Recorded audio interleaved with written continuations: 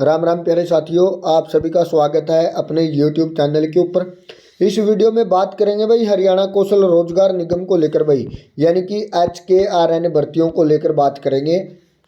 इसके अंदर भाई बहुत बड़ा बदलाव किया गया है आप लोगों के लिए भाई, यानी कि आप लोगों के लिए बदलाव किया गया है। पहले क्या था कि भाई आप लोगों की जो प्रोसेसिंग क्रिया थी वो 150 अंक की थी भाई, यानी कि आप लोगों के 150 अंक में से आप लोगों की मेरिट लिस्ट तैयार की जाती थी। अब इस मेरिट लिस्ट के अंदर भी संशोधन किया गया है आप लोगों के लिए।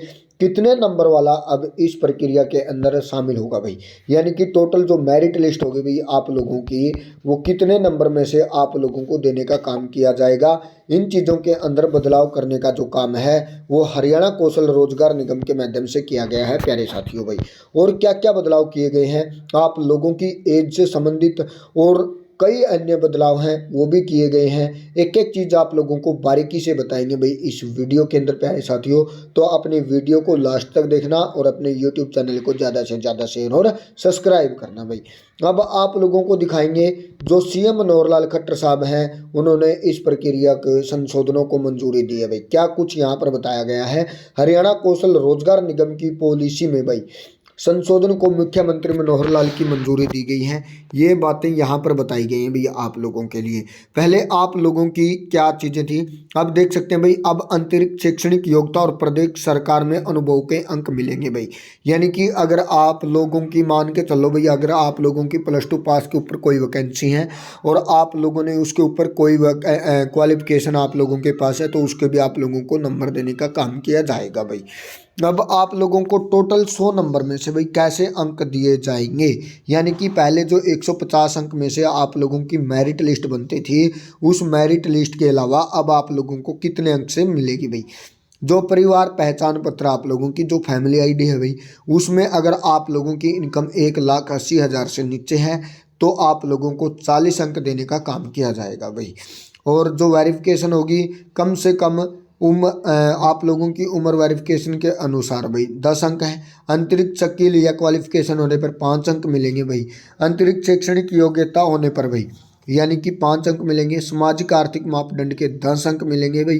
CET पास के भी आप लोगों को 10 अंक दिए जाएंगे भाई, यानी कि जो बच्चा CET में पास था, जो ग्रुप C के अंदर आप लोगों के अंक निर्धारित किए गए थे 3847.5, अगर आप लोग उनमें पास हैं तो आप लोगों को 10 अंक देने का काम किया जाएगा प्यारे साथियों। इसके अलावा भाई ईज ऑफ डिप्लॉयमेंट के भाई 10 अंक दिए जाएंगे। प्रदेश सरकार के अंदर अनुभव होने का, यानी कि अगर कहीं आप लोगों की अप्रेंटिस लगी है या किसी भी प्रकार का प्रदेश के अंदर, यानी कि गवर्नमेंट के अंदर किसी भी प्रकार का आप लोगों के पास अनुभव है, तो आप लोगों को 10 अंक देने का काम किया जाएगा। इस प्रकार टोटल आप लोगों के 100 नंबर के अंदर से मेरिट लिस्ट बनाकर आप लोगों को लगाने का काम है वो यहीं पर किया जाएगा भाई।